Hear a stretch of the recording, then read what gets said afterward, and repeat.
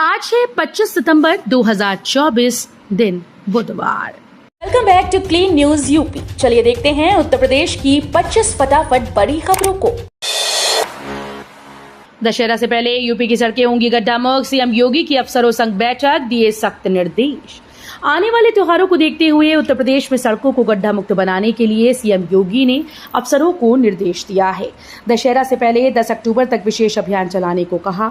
मुख्यमंत्री योगी आदित्यनाथ ने भारतीय राष्ट्रीय राजमार्ग प्राधिकरण के अधिकारियों से ये भी कहा कि जब तक राजमार्ग का निर्माण कार्य पूर्ण न हो जाए तब तक टोल टैक्स की वसूली नहीं की जाए। महाकुंभ से पहले परिवहन निगम के बेड़े में शामिल रहेंगी 150 नई बसेस। उत्तर प्रदेश राज्य परिवहन निगम महाकुंभ की तैयारी में जुट गया है। महाकुंभ से पहले परिवहन निगम के बेड़े में 150 नई बसेस शामिल होंगी। डीजल संचालित बसेस वाराणसी प्रयागराज रूट पर चलाई जाएंगी। महाकुंभ को देखते हुए परिवहन निगम वाराणसी परिक्षेत्र के बेड़े में 150 नई डीजल बसेस को शामिल किया गया है। मुख्यालय स्तर से इसकी प्रक्रिया शुरू हो गई। ये बसेस वाराणसी प्रयागराज रूट पर चलाई जाएंगी। पूरे यूपी में हर ढाबा और रेस्तरां वाले लिखे नाम, मास्क लगाएं और सीसीटीवी हो, योगी सरकार का नया आदेश। खाने की चीजों में पेशाब और थूक की घटना के बाद उत्तर प्रदेश के मुख्यमंत्री योगी आदित्यनाथ ने सख्त रुख अपनाया। गंदी चीजों की मिलावट करने वालों के खिलाफ कठोरतम कार्रवाई के निर्देश दिए।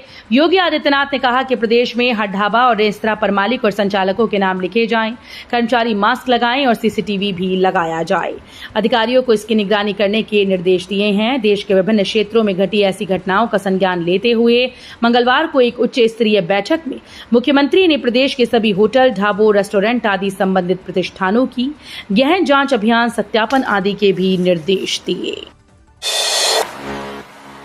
यूपी वालों के लिए गुड न्यूज। योगी आदित्यनाथ ने 70+ उम्र वाले वरिष्ठ नागरिकों के लिए दिए ये निर्देश।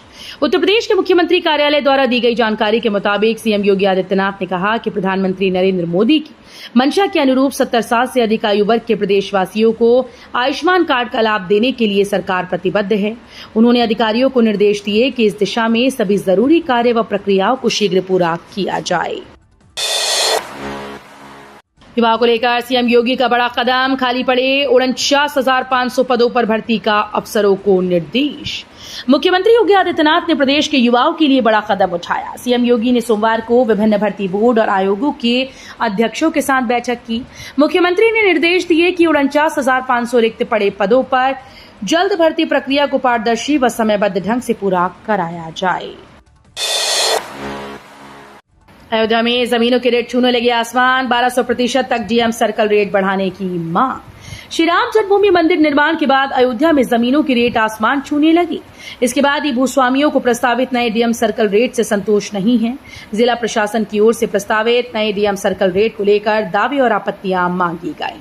अब तक जिले से 215 दावे और आपत्तियां प्राप्त हुई। चौंकाने वाली बात यह है कि जिन लोगों के द्वारा दावे आपत्तियां दाखिल की गई उनमें से लगभग 95% लोगों ने जमीन की मौजूदा कीमतों में 200 से 1200% तक बढ़ाए जाने की मांग कर डाली।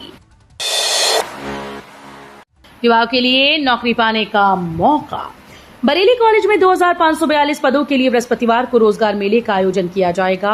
मंगलवार को सेमिनार हॉल में प्राचार्य प्रोफेसर ओपी राय ने कॉलेज करियर काउंसलिंग व प्लेसमेंट सेल के साथ बैठक की। इसमें अभ्यर्थियों को परिसर में भटकना न पड़े, ऐसी व्यवस्थाएं करने के निर्देश दिए गए। यूपी के कर्मचारियों को नहीं मिलेगी सितंबर की सैलरी। यूपी में मानव संपदा पोर्टल पर संपत्तियों का ब्यौरा न देने वाले राज्य कर्मचारी और अधिकारियों को सितंबर का वेतन मिलेगा। इसके साथ राज्य सरकार चल अचल संपत्ति का ब्यौरा न देने वाले कर्मचारियों को बचाने वाले आहार वितरण अधिकारी का भी वेतन रोकने का फैसला किया है। इस संबंध में सभी विभागों के अध्यक्ष को निर्देश भेज दिया गया। संपत्ति की घोषणा की अंतिम तिथि 30 सितंबर है। ऐसे में जो कर्मचारी ब्यौरा अपडेट किए हैं वो कर लें, नहीं तो वेतन नहीं मिलेगा। यूपी राजर्षि टंडन मुक्त विश्वविद्यालय में बड़ा बदलाव, अब साल में एक बार होगी परीक्षा। उत्तर प्रदेश राजर्षि टंडन मुक्त विश्वविद्यालय ने सेमेस्टर प्रणाली को समाप्त कर दिया है। विश्वविद्यालय ने पहले की भांति स्नातक व स्नातकोत्तर के विभिन्न पाठ्यक्रमों में वार्षिक परीक्षा कराने का निर्णय लिया। ऐसे में अब छात्रों को वर्ष में 2 बार के स्थान पर 1 बार परीक्षा देनी होगी। इस प्रकार छात्र हित में प्रोजेक्ट प्रणाली को समाप्त कर असाइनमेंट की पुरानी व्यवस्था बहाल कर दी गई। ये मुक्त विश्वविद्यालय के छात्रों के लिए बड़ी राहत है। नोएडा के पास गरजेंगे लड़ाकू जेट राफेल और मिराज, डसॉल्ट ने उठाया बड़ा कदम। फ्रांसीसी विमान निर्माता कंपनी डसॉल्ट एविएशन ने भारतीय वायुसेना के राफेल और मिराज 2000 लड़ाकू विमानों की रखरखाव और मरम्मत के लिए एक नया कारखाना स्थापित करने का निर्णय लिया। ये कारखाना नोएडा के पास बनाया जाएगा और अगले 6 महीने में इसके संचालन की उम्मीद है। इस नई कंपनी का नाम डसॉल्ट एविएशन मेंटेनेंस, रिपेयर और ओवरऑल इंडिया रखा गया है। 26 सितंबर को मनाया जाएगा संपूर्णानंद संस्कृत विश्वविद्यालय का 42वां दीक्षांत समारोह। संपूर्णानंद संस्कृत विश्वविद्यालय का 42वां दीक्षांत समारोह गुरुवार को विश्वविद्यालय के ऐतिहासिक मुख्य भवन में आयोजित किया जाएगा। समारोह की अध्यक्षता उत्तर प्रदेश की राज्यपाल और विश्वविद्यालय की कुलाधिपति महामहिम आनंदीबेन पटेल करेंगी। इसकी जानकारी विश्वविद्यालय के कुलपति प्रोफेसर बिहारी लाल शर्मा ने दी। यूपी परिवहन निगम की 20 बसेस का फास्टैग हैक, देना पड़ा दुगना टोल टैक्स। परिवहन निगम की 20 बसेस के फास्टैग हैक होने की सूचना से विभाग में हड़कंप मच गया। टोल प्लाजा पर इन बसेस के फास्टैग को ब्लॉक बता दिया गया। कहीं पर टोल कर्मचारियों ने कहा कि ये एसबीआई से जुड़ा है तो कहीं दूसरे बैंक का बताया, जबकि इन बसेस के टैग एसबीआई के सरकारी बैंक खाते से संबद्ध हैं। ब्लॉक बताने की वजह से इन बसेस के लिए दोगुना टोल टैक्स देना पड़ा। 27 गांव के सैकड़ों किसानों ने ईडा का किया घेराव। अब इस दिन निकलेगा 6% भूखंडों का ड्रॉ। भारतीय किसान यूनियन राजनीतिक के नेतृत्व में 27 गांव के सैकड़ों की संख्या में किसानों ने ग्रेटर नोएडा प्राधिकरण का घेराव किया। ट्रैक्टर ट्रॉली से पहुंचे किसानों के कारण सड़क पर जाम लग गया। जैतपुर गोलचक्कर के पास सभी किसान एकत्रित हुए, जहां से पैदल ग्रेटर नोएडा प्राधिकरण के गेट पर पहुंचे। प्राधिकरण के बाहर 100 दिन से अधिक समय से चल रहे अनिश्चितकालीन धरने में शामिल हुए और जमकर नारेबाजी की। स्वयं सहायता समूह को बांटे जाएंगे 3000 ड्रोन। कृषि ड्रोन का पैकेज 10 लाख रुपए का है। ड्रोन दीदी योजना के तहत चयनित लाभार्थी महिला को ड्रोन खरीदने के लिए 8 लाख रुपए की सब्सिडी और 2 लाख रुपए का बैंक लोन उपलब्ध कराया जाता है। एक अनुमान के मुताबिक देश भर में अभी करीब 10 करोड़ महिलाएं स्वयं सहायता समूह से जुड़ी हैं। बताया जा रहा है कि कृषि मंत्रालय ने योजना का ड्राफ्ट तैयार कर लिया है और जल्द ही योजना के तहत 14,500 स्वयं सहायता समूहों को ड्रोन उपलब्ध कराए जाएंगे। यूपी में प्रशासनिक फेरबदल, योगी सरकार ने 5 आईएएस अफसरों के किए तबादले। यूपी में प्रशासनिक फेरबदल हुआ है। योगी सरकार ने 5 आईएएस अफसरों के तबादले किए। प्रणत ऐश्वर्य मुख्य विकास अधिकारी अंबेडकर नगर से विशेष सचिव नमामि गंगे एवं ग्रामीण जलापूर्ति विभाग के साथ संयुक्त प्रबंध निदेशक जल निगम ग्रामीण बनाई गई।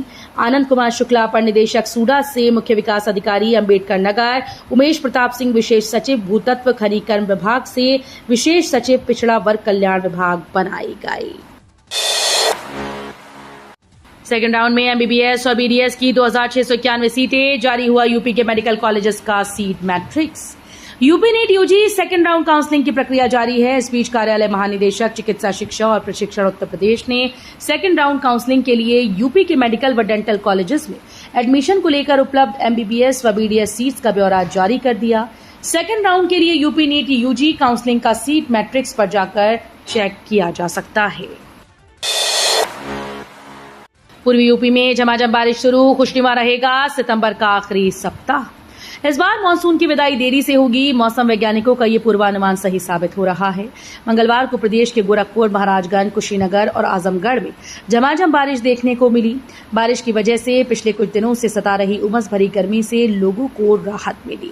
मौसम वैज्ञानिक एम दानिश के मुताबिक बंगाल की खाड़ी में बन रहे कम दबाव के क्षेत्र और विकसित हो रहे नए वेदर सिस्टम के असर से मंगलवार को पूर्वी यूपी से शुरू हुई बारिश बुधवार के बाद प्रदेश के बाकी हिस्सों तक पहुंच जाएगी। नोएडा इंटरनेशनल एयरपोर्ट के पास औद्योगिक भूखंड आवंटन में गड़बड़ी, तलाक का सहारा लेकर दंपतियों ने हड़पी जमीन। Yamuna expressway industrial development authority द्वारा जेवर में बन रहे नोएडा इंटरनेशनल एयरपोर्ट के पास औद्योगिक भूखंडों के आवंटन में गंभीर गड़बड़ी का मामला सामने आया।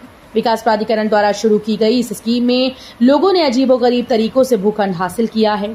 इस अनियमितता का खुलासा तब हुआ जब जांच के दौरान पता चला कि कुछ पति पत्नी ने अलग अलग आवेदन करके अलग अलग भूखंड हासिल किए। वंदे भारत की रफ्तार आगरा से महज 5.25 घंटे में पहुंची प्रयागराज। 211 यात्रियों ने किया पहले दिन सफर। आगरा कैंट बनारस वंदे भारत सुपरफास्ट का संचालन विधिवत शुरू हो गया है। आगरा से 3 बड़े महानगरों को जोड़ने वाली वंदे भारत से यात्रा करने के लिए पहले दिन आगरा के लोगों में उत्साह दिखा। ये ट्रेन महज 5 घंटे 25 मिनट में प्रयागराज और 7 घंटे में बनारस पहुंचा देगी।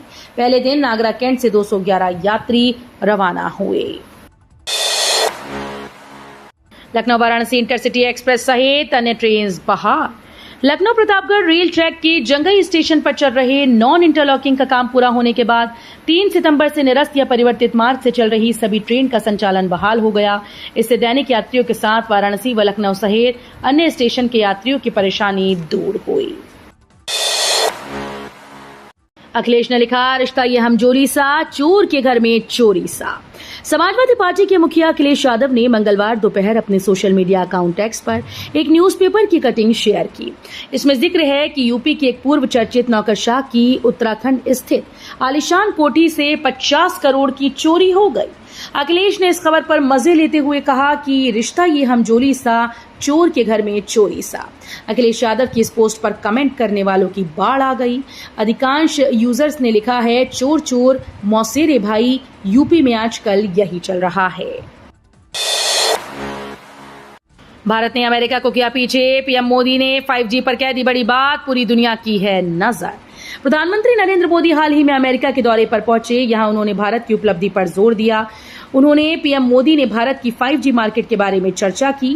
प्रधानमंत्री ने जानकारी देते हुए कहा कि भारत की 5G मार्केट अमेरिका की 5G मार्केट से बड़ी है और बहुत तेजी से आगे बढ़ रही है।